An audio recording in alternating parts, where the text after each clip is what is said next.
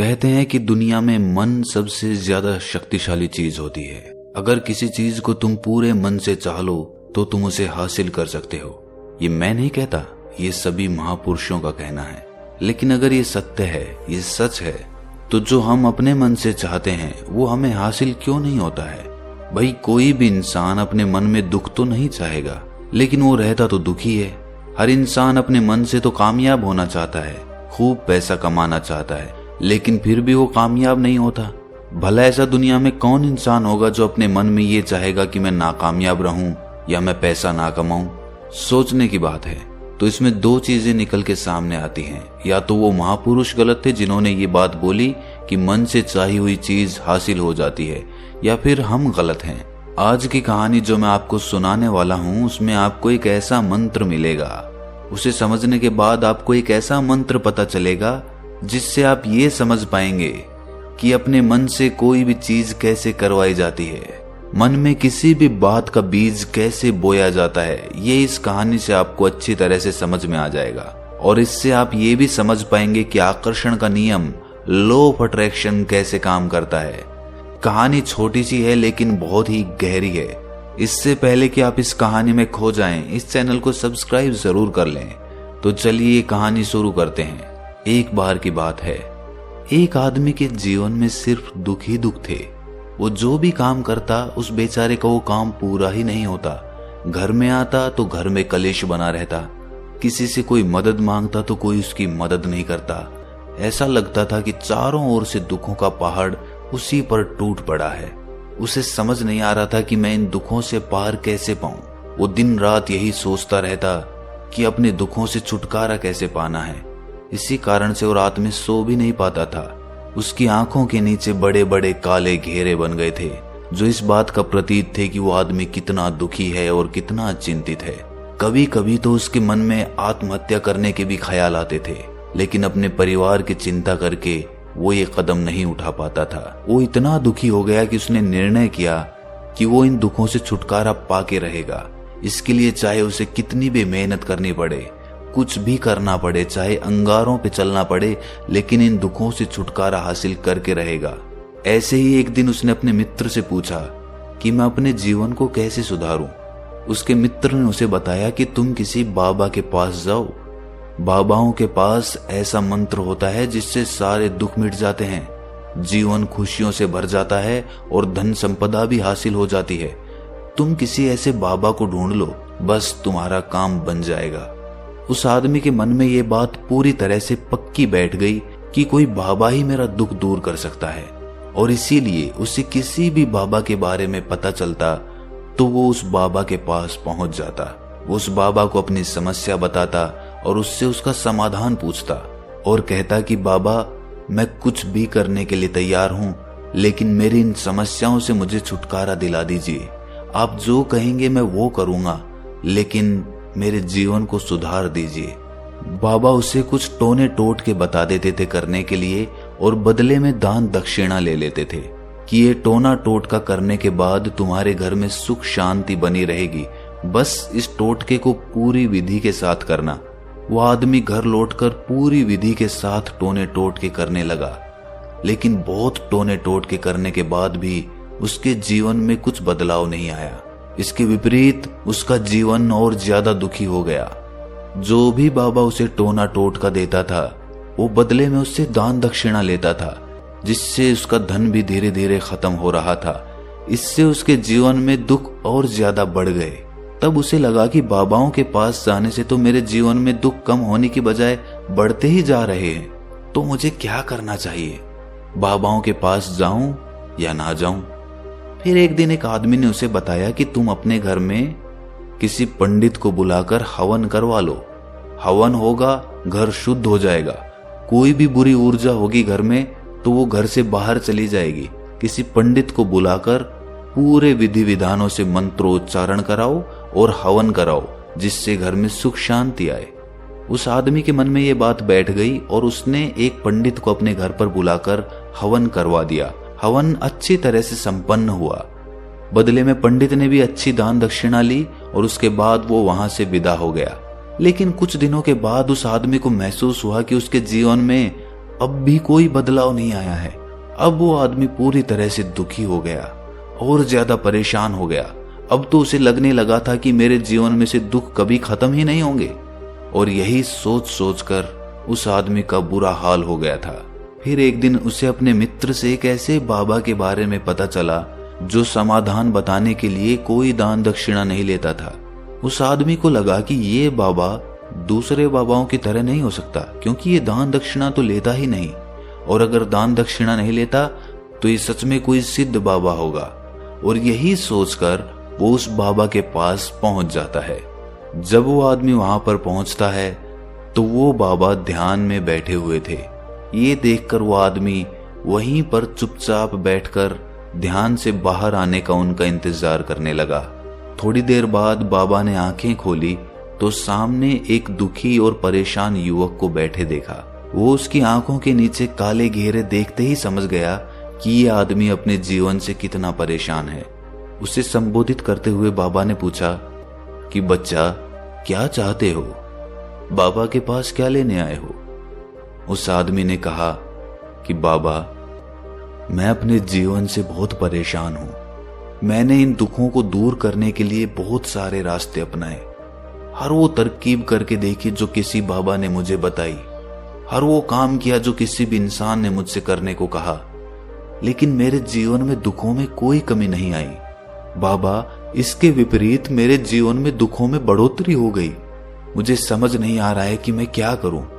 कभी कभी तो मैं आत्महत्या करने की सोचता हूं, लेकिन अपने परिवार की सोचकर मैं ये कदम नहीं उठा पाता।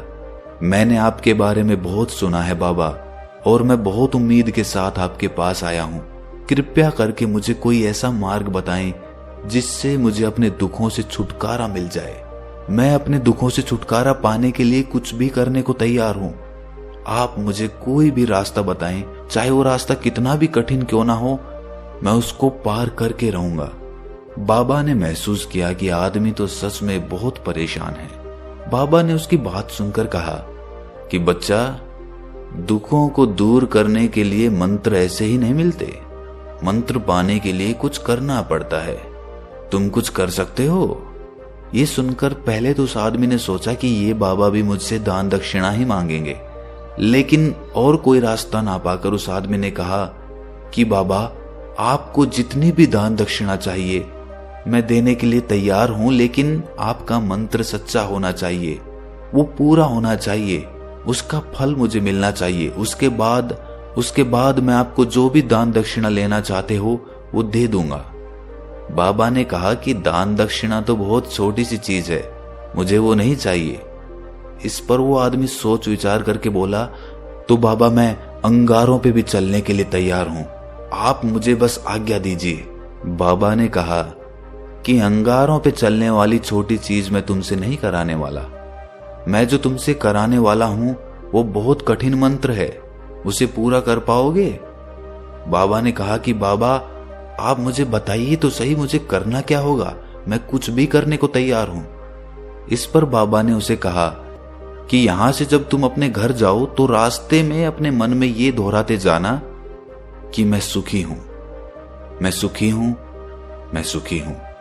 बार बार अपने मन में यही दोहराना, और याद रहे जुबान पर ये नहीं आना चाहिए, ये सिर्फ मन में दोहराना है। ये सुनकर वो आदमी बोला, बाबा, बस इतनी सी बात, ये तो मैं चुटकी बजा के कर लूंगा, लेकिन इससे होगा क्या? बाबा बोले कि इस मंत्र को करके देखो, वैसे भी तुमने इतने बाबाओं के मंत्र किए हैं तो इस मंत्र को भी करके देख लो। उस आदमी ने सोचा कि बाबा कुछ दान दक्षिणा तो ले नहीं रहे और छोटा सा मंत्र है, इसे तो मैं कर ही लूंगा। वो बोला, ठीक है बाबा, मैं ये मंत्र जरूर करूंगा।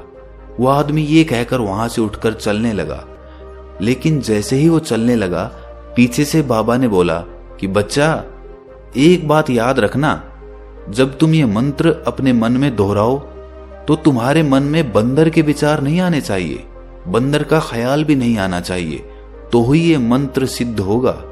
वो आदमी बोला, मुझे तो आज तक बंदर का कोई विचार नहीं आया, तो अब क्यों आएगा? आप चिंता मत करिए बाबा, मैं बस मन में यही दोहराऊंगा कि मैं सुखी हूं, मैं सुखी हूं। इसके अलावा बंदर का कोई विचार मेरे मन में नहीं आएगा। ये कहकर वो आदमी वहां से चल दिया।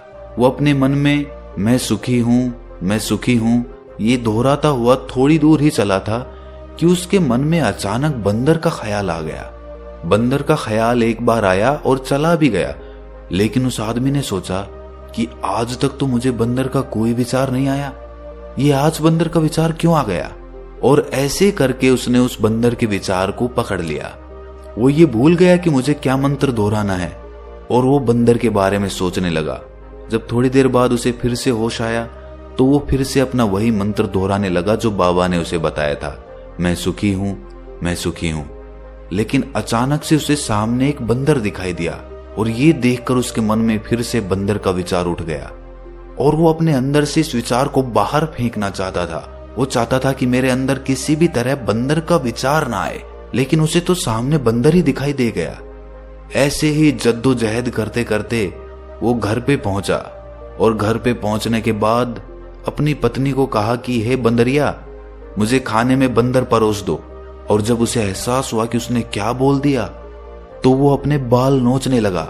वो दीवारों में सर मारने लगा कि आज तक मुझे बंदर का कोई विचार नहीं आया और आज मुझे ये क्या हो गया है कि मुझे हर जगह बंदर ही बंदर नजर आ रहे हैं, ये कैसी माया है।